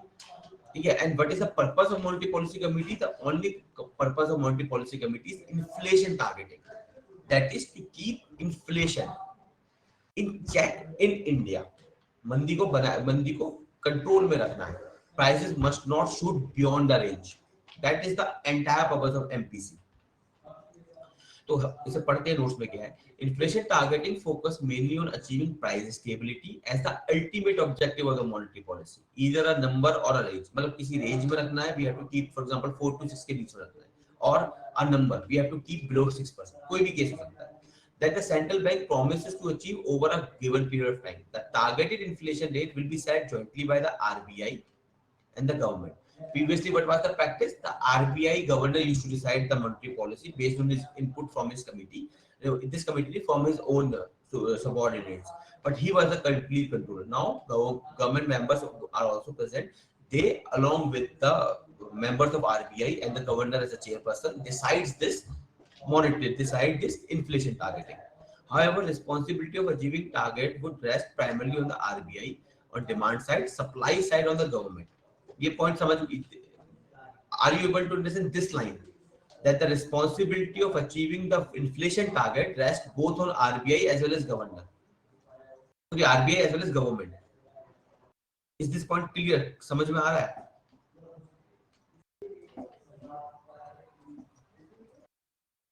समझ गए ना? Monetary policy, fiscal policy वाली बात आ गई. Because government also spends ना. If government keeps on spending too much, then inflation will also increase. तो government को भी रोल निभाना पड़ेगा. और if a question comes on MPC and in prelims it is asked, it is a statutory body or not, but you will say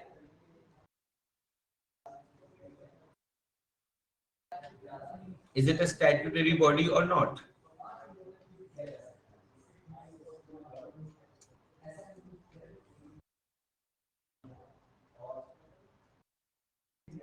अरे कोई तो बोलो, yes or no ही कर दो.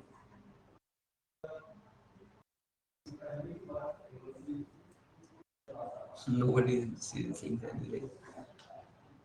Yes, लिखा ही है, नोट्स में पढ़ ही लिया होगा. The sentence notified the change in the RBI Act. It is under the RBI Act. नीचे next line लिखी है. ठीक है, तो this is the entire purpose of MPC, the role of the government, and this is the composition. There will be 6-member MPC with a 4-year term for the member, 5 members, and one would be the RBI governor as a chairperson. Out of this 5, there will be 3 non-government person also. The government will nominate 3 non-government persons on the recommendation of such committee. Okay, this is the entire composition appointment process. Beyond this, do not go in detail of MPC. कोई फायदा नहीं है. UPSC does not dwell so much into it. अब main चीज आते हैं इस पे. This is the most important part from economics perspective.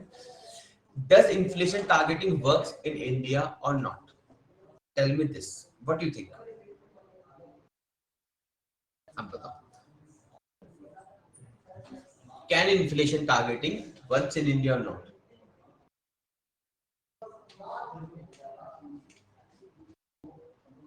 Inflation targeting मैंने बता ही दिया. That is keeping price in check up to a level.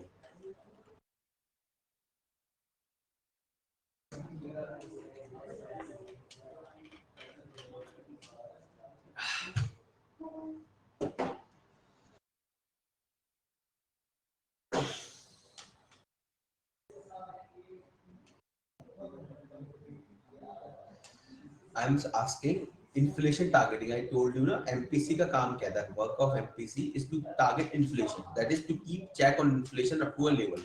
I am asking, can it do so or not? It means can RBI keep inflation in check or not? Is it possible? Basically, the question is this. Uh, well, sir, but the change in the climate condition, yeah, Dalip, that's a innovative point. If you would have been in offline class, आप पूछता जरूरी है क्या climate condition कैसे लगाया तुमने भाई?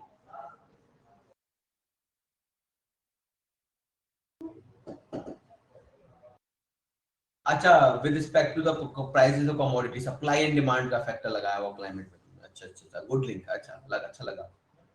That is how you have to create link. Environment को link किया तुमने, अच्छा करा.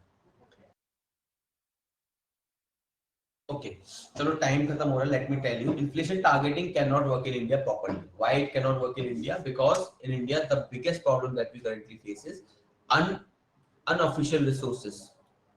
Why it works? देखते हैं क्यों inflation targeting work नहीं कर पाती है India में. इसको देखते हैं कैसे वर्क नहीं कर पाती.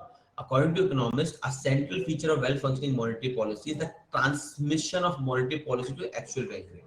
It means if the RBI changes its repo and reverse repo, that should be reflected immediately or by a very minute delay to the bank rates. The bank rate that the bank charges for to lend the loan to saving that the interest that government gives you in saving. Okay, these kind of rates must change proper through transmission. But because India's bond market जो है ना is very weak, but inflation targeting is largely driven. One thing is this, that India's bond market is highly weak.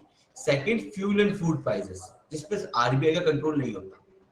Fuel and food prices, for example, Ukraine war is there. RBI क्या कर सकता है इसमें? RBI can do at most it can vary rates, it can vary bonds and all, but it cannot decide the fuel prices also. That is something the external factors determine. So food prices, if the climate thing something Dilip was saying, ठीक है climate condition अच्छा link किया था. If there is climate change scenario हो रहा है, there may be loss of crop, क्या कर सकते हैं भाई? आरबीआई कर लेगा. Food and fuel reason is there. Also bond problem is there. What happens in this point if you look at this? Unlike in advanced countries, for example, in US, what happens is the rates that the central, in case of US, the Feds has been called, the Feds decides the bond market. अच्छा ये बताओ, you understand the difference between, you understand the word bond market or not? मैं बोले जा रहा हूँ, किसी को समझ ही ना आ रहा हूँ. Anyone who does not understand the word bond market?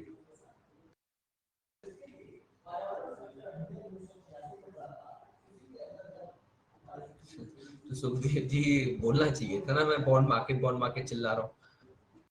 Nobody understand. अरे सबने नो लिखा है यार, बोल तो बताओ तो मुझे थोड़ा रेफरेंस दे देता.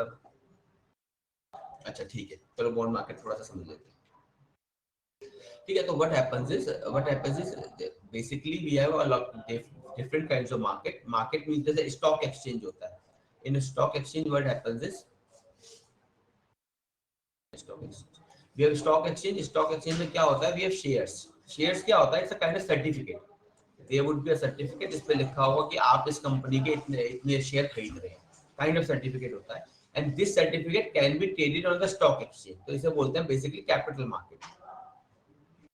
ठीक है, these are capital market, and इसमें shares का इस्तेमाल होता है. अब another क्या होता है? Bond market. इसमें क्या होता है? Bond sign होता है. For example, there is a company X. ठीक है, you are a person P.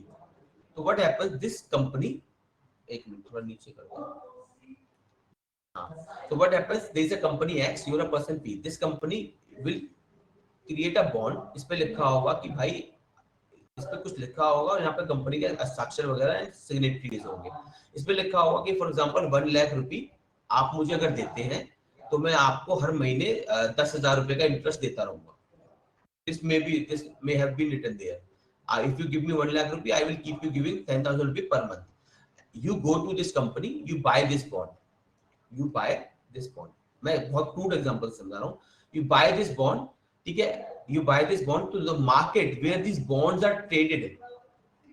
Where these bonds are traded, exchanged and created, it is called bond market. So it's clear ना what is bond and how what is bond market. अब very basic में जा रहा हूँ, detail में नहीं जा रहे. There could be numerous variety out of it, but this is the general idea. Clear हुआ what is bond market?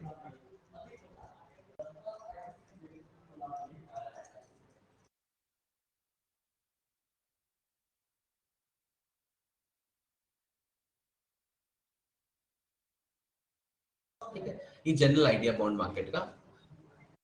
बाकी when I would be teaching economics हम डिटेल में जाएंगे bond market, various kind of bonds and all.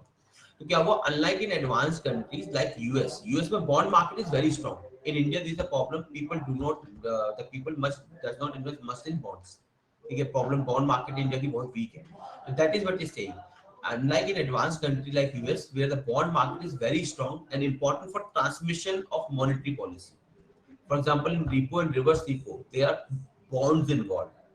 When the RBI give money to this क्या बोलते हैं uh, banks, when RBI give money to the banks or take money from the banks, in that bonds are involved. That is what bond market is. The bank give bond to the RBI, take money, or the RBI give return back that bond to the bank and take out money from the bank.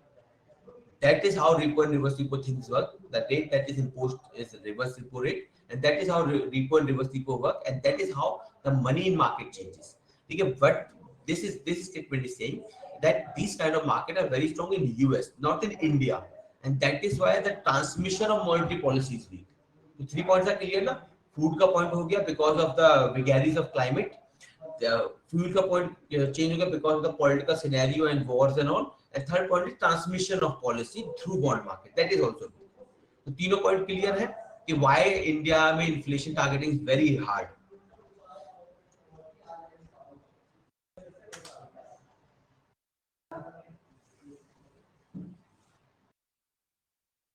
ठीक है, चलिए this was it. अब इसमें क्या बोलते हैं, this was your, यहाँ पे था। बाकी अब ये देखिए, मैंने यहाँ पे आपको I have given you very small detail, ऐसे पढ़ना है। South Asia economic focus shaping, next point is South Asia economic focus reshaping norm, a new way forward. It is released by World Bank. India is projected to grow at 8% and 7.4% for the next year. बस ये news इससे ज्यादा important नहीं है।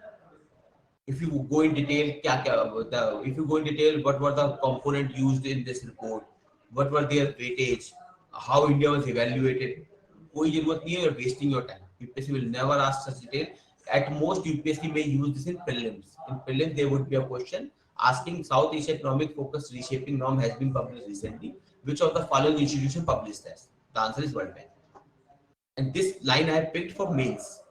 In mains, when a question comes on India's fiscal growth and something, then you can quote, you will write, according to World Bank's report, South Asia Economic Focus Reshaping Norm, a new way forward, India is projected to grow at 8% in current fiscal year and 7.1% in next fiscal year. Clear हो गया ना how we use this particular current event point for prelims and mains? इससे ज़्यादा नहीं जाना. You are wasting your time if you are going in detail beyond this. ठीक है, ऐसे ही पढ़ना है सारे current event, otherwise there is no limit to current event. अब नेक्स्ट पॉइंट पे आते हैं।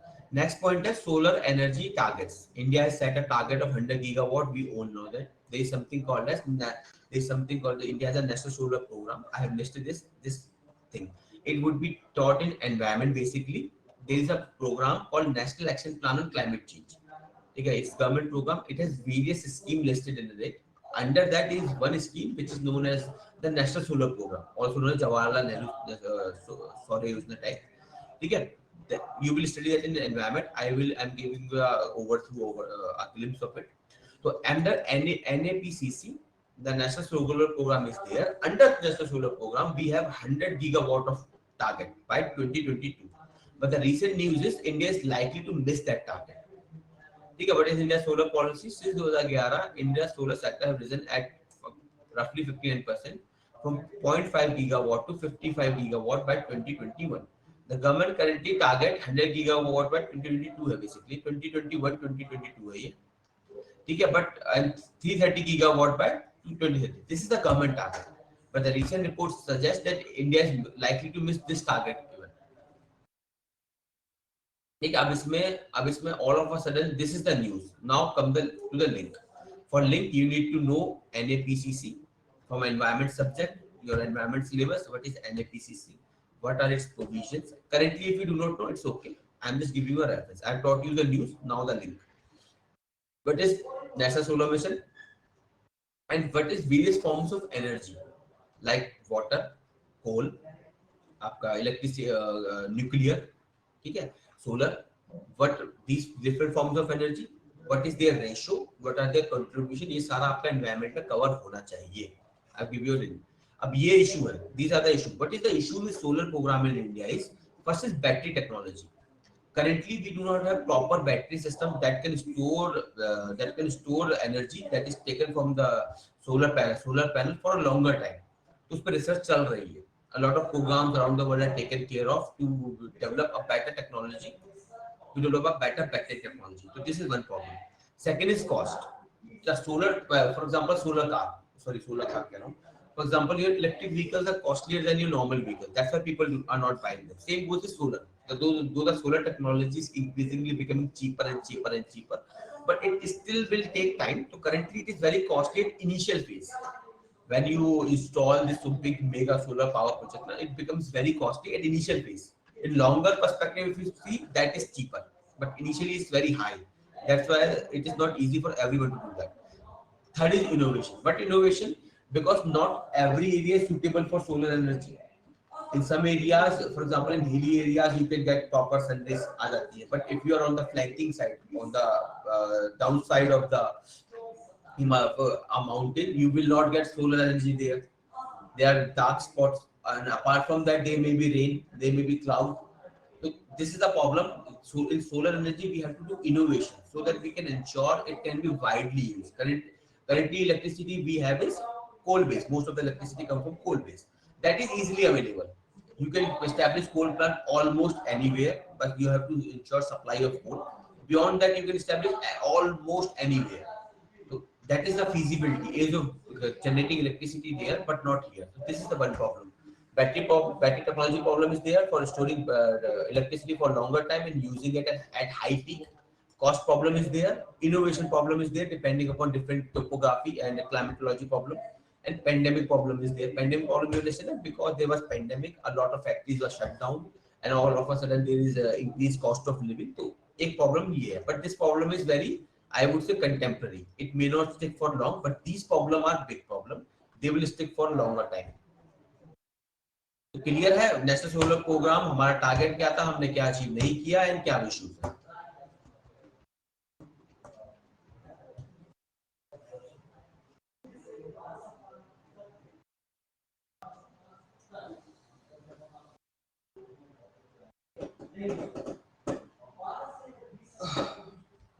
Okay. Now the last news for this thing is this. India Central Bank announced cardless cash withdrawal at ATM across the country. Cardless cash withdrawal basically UPI का इस्तेमाल करके. We all know UPI. I believe we all do Paytm and UPI तो सबको ही पता होगा.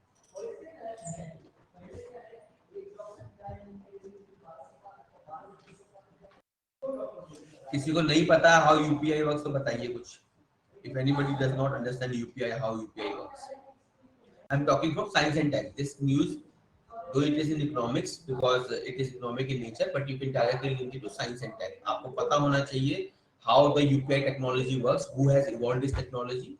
Basically, National Payment Corporation of India (NPCI) ने से evolve किया है. ठीक है, but what are version अब तो UPI 2.0 भी आ गया है. What are its features and how it is working? Science and tech के लिए पता होना चाहिए आपको. Prelims के लिए तो important है. ठीक है. तो UPI or the unified payment interface. This allows you to transact through your mobile using an interface between apps. ये apps के between होता है. When you start any transaction in an app, it takes you to a page where you have to put your password and all. Then it goes to payment page. ठीक है, तो बीच में एक interface आता है जिसे हम बोलते हैं unified payment interface. It is what the RBI is thinking about is that it should allow UPI in all ATMs. In ATMs, you do not have to put your card, you do not have to insert your card. All you have to do is go there, put your UPI ID, password, and take out your money. It's a good feature. But there is problem with respect to again economic fraud and last mile connectivity because UPI internet more or less there is wide penetration of internet services. There may be few dark spot around India, but largely it is available. ठीक है, तो that is one problem.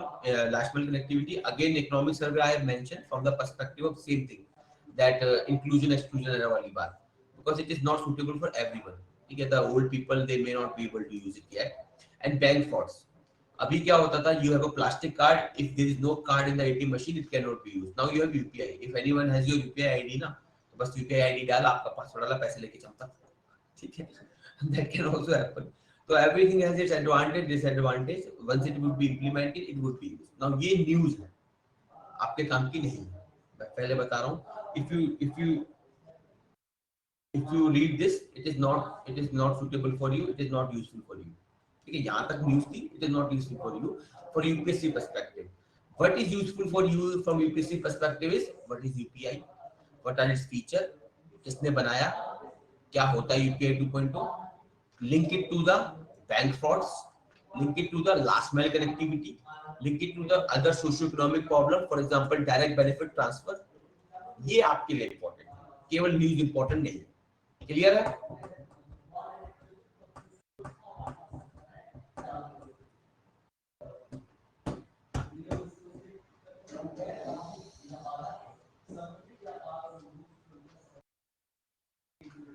Okay guys, तो this was the class. ऐसे 1 बजे खत्म होनी थी, but I took a bit longer. मैं कहा चलो कम से कम प्रॉमिस तक पूरा खत्म करें. ठीक है, this was the class. I will give you the PPT. A lot of topics are yet to be covered. अब क्या करना, टाइम ओवर हो गया. ठीक है, तो this is your class. I hope anyone has any question, कुछ पूछना है किसी चीज को लेकर, देन यू कैन आस्क.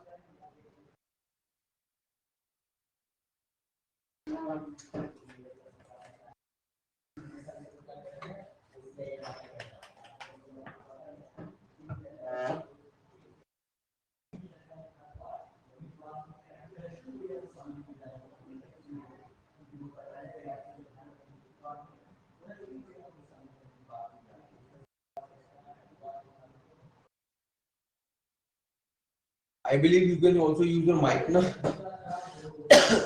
एक काम करो, if whenever we are doing current event ना यार, ये टाइपिंग में बड़ा टाइम लगता है. If you can use your mic, तो there is a provision of raise hand. This there is a provision of raise hand in your app. तो raise hand कर दिया करो. Whosoever names will come, I will come to that person and that person can speak through the mic. अगर आप कर सकते हो, इससे ज़्यादा बेटर रहेगा. टाइपिंग में बहुत टाइम लगता है.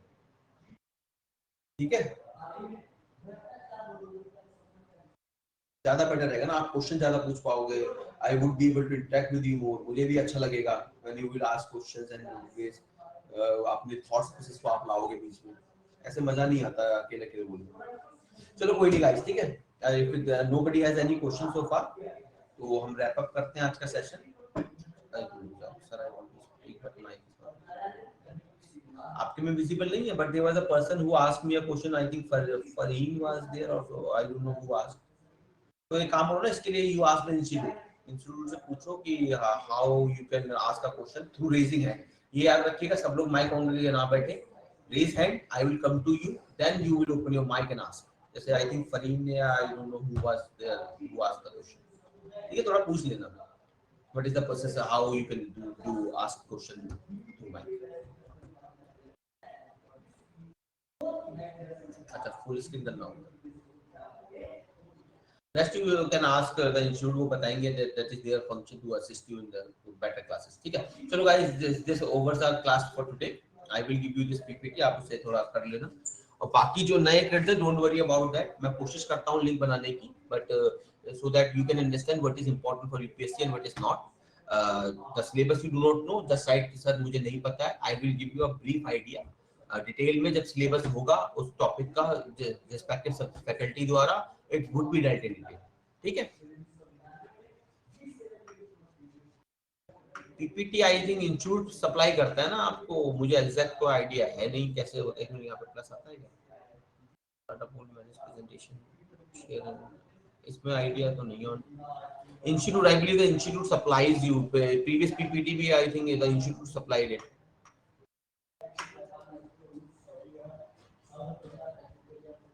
If you have any issue with respect to ना PPT कैसे आएगा, आप वॉइस कैसे कंट्रोल करोगे, आस्क. रिकॉर्डिंग के साथ अटैच कर देते हैं. अच्छा, देखिए this question that you asking me, देखिए I am not from the technical, तो मुझे आइडिया नहीं है यहाँ पे ये कैसे करते हैं. ठीक है, तो यू मेल द इंस्टीट्यूट का मेल होगा ना असिस्टेंस वाला.